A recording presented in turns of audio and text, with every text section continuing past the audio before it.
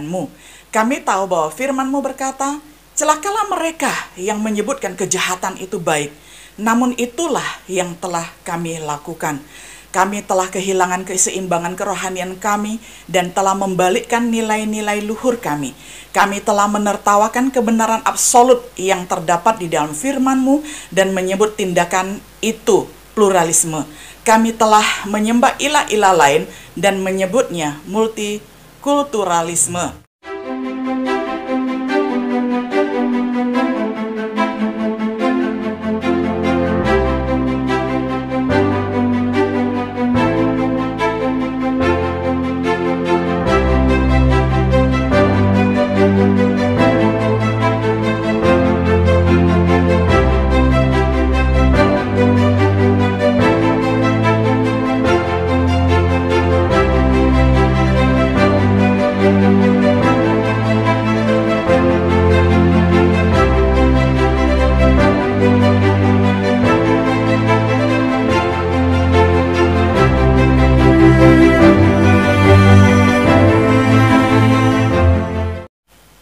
Shalom sahabat setia yang dikasihi oleh Tuhan. Jumpa lagi di dalam acara Renungan Sahabat Setia. Pada hari ini kita akan membawakan satu tema, toleransi, batasan, dan pelanggarannya. Ini adalah sebuah studi kasus dari kitab 1 Raja-Raja 5 ayat 1 sampai 12, kemudian pasal 11 ayat 1 sampai 13. Kita hanya akan membacakan bagian dari pertama saja. Hiram, Raja Tirus, mengutus pegawai-pegawainya kepada Salomo, karena didengarnya bahwa Salomo telah diurapi menjadi raja menggantikan ayahnya. Sebab Hiram senantiasa bersahabat dengan Daud. Lalu Salomo mengutus orang kepada Hiram dengan pesan, engkau tahu bahwa Daud ayahku tidak dapat mendirikan sebuah rumah bagi nama Tuhan Allahnya, oleh karena musuh-musuhnya memerangi dia dari segala jurusan sampai Tuhan menyerahkan mereka ke bawah telapak kakinya. Tetapi sekarang Tuhan Allahku telah mengaruniakan keamanan kepadaku di mana-mana. Tidak ada lagi lawan dan tidak ada lagi malapetaka menimpa. Dan ketahuilah, aku berpikir-pikir hendak mendirikan sebuah rumah bagi nama Tuhan Allahku, seperti yang dijanjikan Tuhan kepada Daud ayahku. Demikian, anakmu yang hendak kududukan nanti di atas tahtamu menggantikan engkau, dialah yang akan mendirikan rumah itu bagi namaku. Oleh sebab itu, perintahkanlah orang menebang bagiku pohon-pohon aras dari gunung Libanon, dan biarkanlah hamba-hambaku membantu hamba-hambamu, dan upah hamba-hambamu akan kubayar kepadamu seberapa juga kau minta. Sebab engkau tahu bahwa di antara kami tidak ada seorang pun yang pandai menebang pohon sama seperti orang Sidon. Maka segera sesudah Hiram mendengar pesan dari Salomo itu, ia sangat bersuka cita serta berkata, terpujilah Tuhan pada hari ini, karena ia telah memberikan kepada Daud seorang anak yang bijaksana untuk mengepalai bangsa yang besar itu. Lalu Hiram mengutus orang kepada Salomo mengatakan, aku telah mendengar pesan yang kau suruh sampaikan kepadaku tentang kayu aras dan kayu sanobar. Aku akan melakukan segala yang kau kehendaki. Hamba-hambaku akan membawa turun dari gunung Libanon ke laut, dan aku akan mengikatnya menjadi rakit-rakit di laut untuk dibawa sampai ke tempat yang akan kau tunjukkan kepadaku. Kemudian akan kusuruh bongkar semuanya di sana, sehingga engkau dapat mengangkutnya. Sementara itu engkau hendaknya menyediakan makanan bagi seisi istanaku seberapa yang ku kehendaki. Demikianlah Hiram memberikan kayu aras dan kayu sanobar kepada Salomo seberapa yang dikehendakinya. Lalu Salomo memberikan upah kepada Hiram 20.000 kor gandum, bahan makanan bagi seisi istananya, dan 20 kor minyak tumbuk. Demikianlah diberikan Salomo kepada Hiram tahun demi tahun. Dan Tuhan memberikan hikmat kepada Salomo seperti yang dijanjikannya kepadanya. Maka damai pun ada antara Hiram dan Salomo. Lalu mereka berdua mengadakan perjanjian. Saudaraku yang dikasihi oleh Tuhan, tema toleran, batasan dan pelanggaran. Kita lihat arti kata toleran. Toleran bersifat atau bersikap menenggang atau menghargai, membiarkan, membolehkan pendirian, pendapat, pandangan, kepercayaan, kebiasaan, kelakuan, dan lain sebagainya yang berbeda atau bertentangan dengan pendirian sendiri. Nah, toleran itu adalah kata sifat atau sikap toleran. Arti yang kedua adalah batas ukur untuk penambahan atau pengurangan yang masih diperbolehkan. Yang ketiga, penyimpangan yang masih dapat diterima di pengukuran kerja. Kita lihat bahwa dalam nats yang kita baca tadi, 1 Raja-Raja 5 ayat 1 sampai 12 adalah kisah kerjasama, kisah kerja dua negara, yakni bilateral, yang indah antara Salomo Raja Israel dengan Hiram Raja Tirus. Kerjasama antara dua bangsa yang berbeda agama. Yang satu disebut umat Allah dan yang lain disebut bangsa non-umat Allah atau bangsa kafir menurut catatan pada saat itu. Nah, Salomo dan Hiram bukan bekerja sama di dalam hal sosial, melainkan di dalam membangun bait Allah. Bait Allah adalah rumah Allah, tempat peribadatan umat Allah. Pertukaran material bangunan yakni kayu aras dan sanobar dengan bahan makanan dari negeri Israel. Kita tahu bahwa Salomo adalah orang yang dipilih oleh Allah untuk mendirikan bait suci.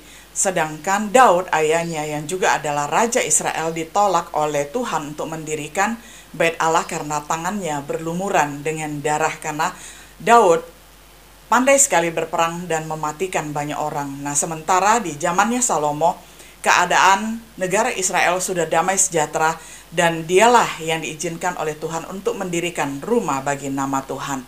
Kalau kita lihat skemanya, bait Allah adalah seperti ini, bisa kita jumpai banyak gambarnya. Ada pelataran, ada ruang kudus, dan ada ruang maha kudus.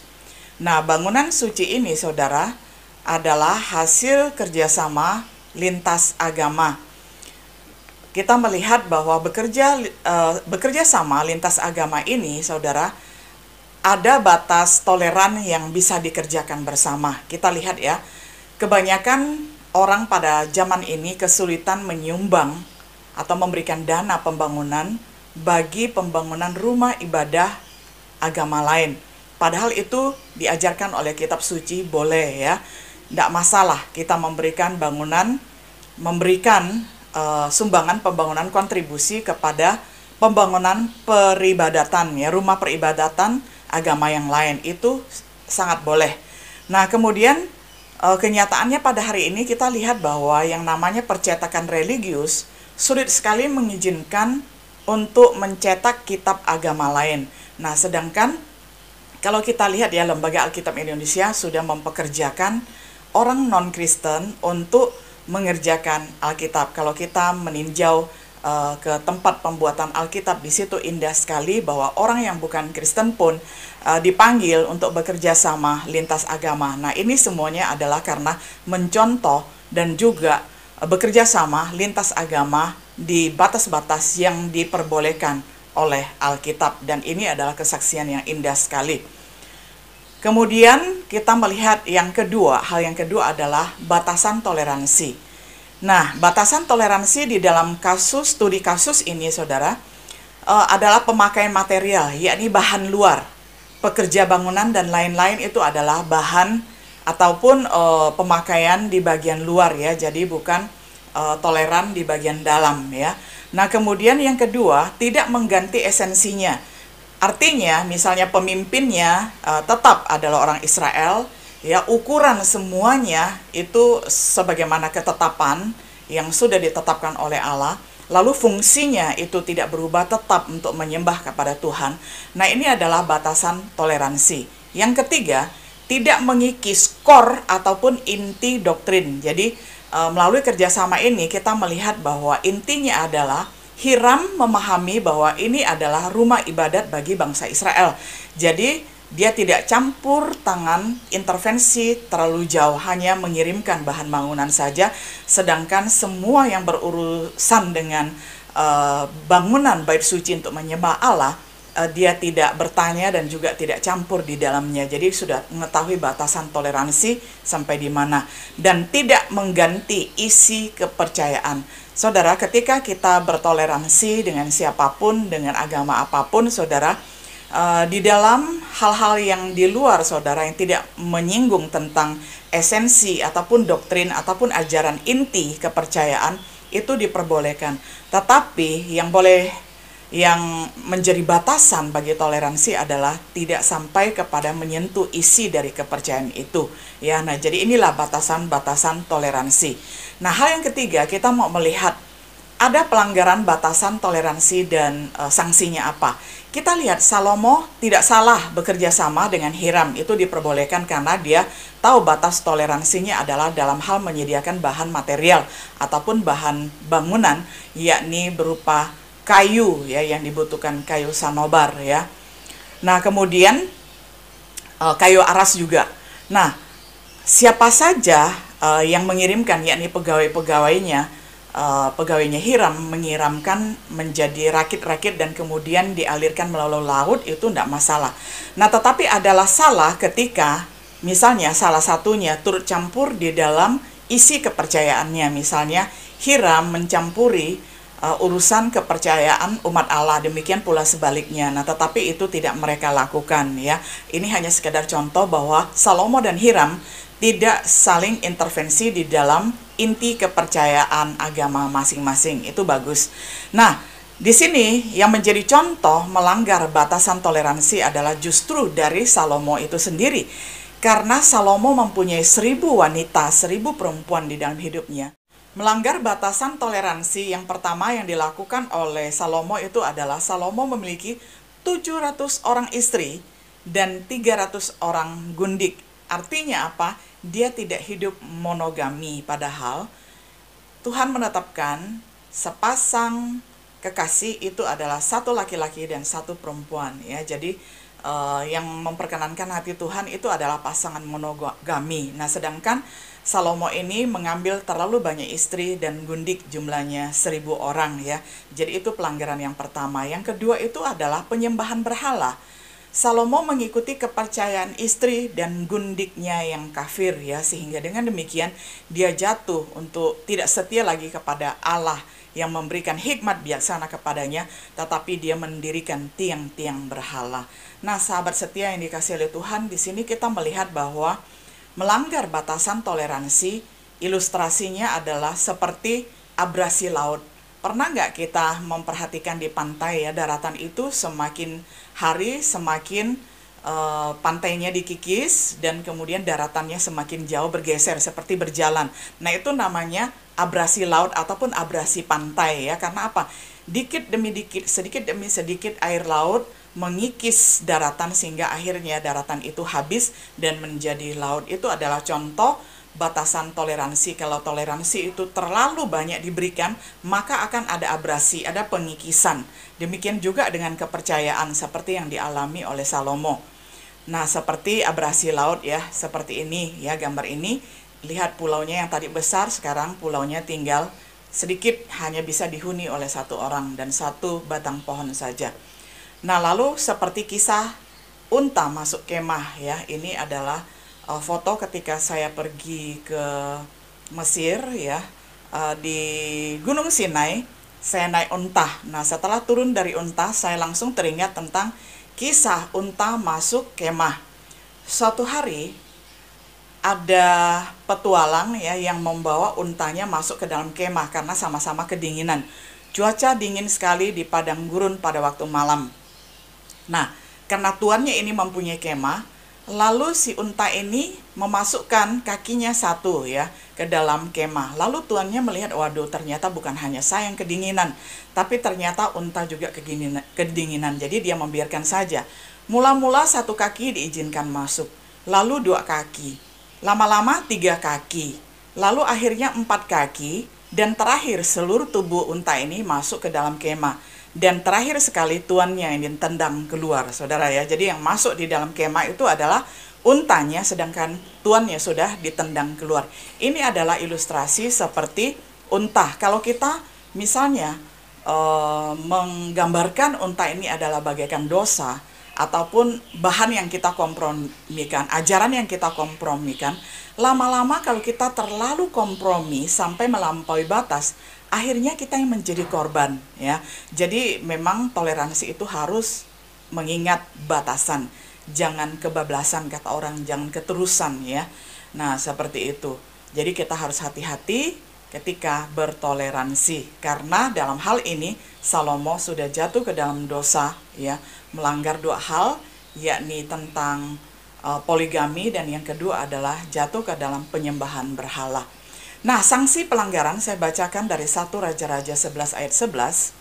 Oleh karena begitu kelakuanmu, yakni engkau tidak berpegang pada perjanjian dan segala ketetapanku yang telah kuperintahkan kepadamu, maka sesungguhnya aku akan mengoyakkan kerajaan itu daripadamu dan akan memberikannya kepada hambamu.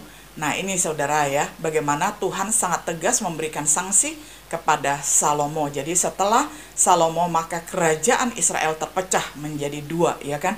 Kerajaan selatan dan kerajaan utara.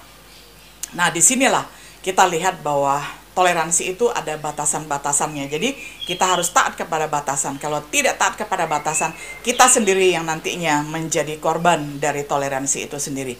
Nah, hal yang keempat berkaitan dengan propaganda pelanggaran batasan toleransi masa kini. Sekarang kita menengok ataupun melihat batasan toleransi di zamannya kita. Propaganda melalui media. Banyak sekali kasus bercerai, menikah lagi, dan poligami, ya, itu dikembangkan oleh sosmed, televisi, menayangkan film, sinetron, public figure, talk show, dari tokoh selebriti terkenal, sukses, dan diidolakan yang berhasil hidup bahagia di dalam pernikahannya yang kesekian. Nah, kalau ada media massa yang menayangkan hal-hal seperti ini, saudara, itu sesungguhnya adalah propaganda, pelipat gandaan batasan toleransi, ya, karena public figure itu dipakai untuk menjadi model ataupun menjadi contoh. Jadi kalau orang tidak belajar Alkitab, hati-hati, dikiranya itu diperbolehkan padahal tidak boleh, ya. Nah, propaganda melalui media misalnya yang sering sekali dihadapi itu adalah kasus program gereja yang mengadopsi nilai non-alkitabiah. Kalau contoh yang pertama tadi adalah tentang perceraian, pernikahan ulang, ya, dan poligami. Nah, sekarang yang kedua, kasus program gereja yang mengadopsi nilai non-alkitabiah. Nah, hamba Tuhan yang menyeting unsur ibadah, sering sekali unsur ibadah untuk kaum youth, kaum muda, disetting dengan tujuan agar menarik kaum muda untuk beribadah. Nah, dari tujuannya saja sebenarnya salah. Karena ibadah itu bukan untuk dengan tujuan menarik, melainkan apa itu adalah satu keharusan, satu kewajiban. Jadi kalau sebagai hamba Tuhan menyeting hanya untuk menarik minat pemuda untuk datang beribadah, tujuan itu sendiri sudah keliru. Jadi harus di-clearkan bahwa motivasi mengajak mereka itu adalah mencintai Tuhan, bukan membuat acara dengan begitu menarik. Boleh membuat acara menarik, tetapi itu bukan tujuan utama. Tujuan utama harus selalu diingatkan bahwa kita mempunyai kewajiban untuk beribadah kepada Allah karena kita mengasihi Allah, bukan karena acaranya menarik. Lalu yang kedua, ibadah bukan sekedar menarik dalam tanda kutip, agar para pemuda, para youth datang seakan-akan gereja adalah tempat hiburan. Nah, sebelum terjadi pandemi, saya sering sekali melihat gereja itu sudah bagaikan panggung sandiwara. Karena apa? Begitu gemerlapnya, seolah-olah itu adalah dugem, ya, dunia gempita begitu, ya, udah seperti dunia diskotik. Nah, itu tidak alkitabiah sekali, saudara. Karena apa bedanya panggung gereja dengan panggung hiburan? Itu harus berbeda. Karena gereja dipanggil untuk menjadi garam dunia, bukan dunia yang menggarami gereja, ya. Nah, jadi banyak sekali gereja lupa akan tugas dan panggilan utamanya sebagai garam dan terang dunia. Mereka yang harus memberi warna, memberi garam, memberi rasa, memberi terang, memberi cahaya kepada dunia, tetapi mereka akhirnya kebablasan dan membiarkan dunia yang menggarami mereka dan menerangi mereka, dalam tanda kutip ya, dengan lampu yang gemerlap seperti itu. Padahal cahaya kita, cahaya karakter, cahaya sifat Allah itu jauh lebih cemerlang dibandingkan dugemnya mereka, dunia gempitannya mereka. Saudaraku yang dikasih oleh Tuhan, Harry Blamers melalui bukunya yang berjudul Pemikiran Pasca Kristen memberikan kontribusi pemikiran tentang manifesto serangan terhadap iman Kristen yang dapat dirumuskan sebagai berikut. Di mana terdapat nilai objektif, biarlah itu disubjektifkan. Di mana terdapat kemutlakan, biarlah itu direlatifkan. Di mana terdapat isyarat akan transendensi, biarlah itu ditiadakan. Di mana terdapat struktur moral maupun sosial, biarlah itu dikacaukan. Di mana terdapat tradisi, biarlah itu didiskreditkan. Di mana terdapat perbedaan, biarlah itu dibuang. Di mana terdapat batasan, biarlah itu dihapuskan. Di mana terdapat kontras, biarlah itu dicampur baurkan. Di mana terdapat kontradiksi, biarlah itu dipadukan. Saudara, itu adalah kenyataannya ya. Jadi buku itu sangat menarik, saudara bisa baca sendiri. Saya hanya membacakan isinya secara ringkas itu saja. Dan sebagai penutup, saya akan membawakan satu doa yang sangat menarik yang dipanjatkan di Kansas, USA, Amerika Serikat saat pembukaan sidang Senat mereka. Tampaknya doa ini membuat beberapa orang marah.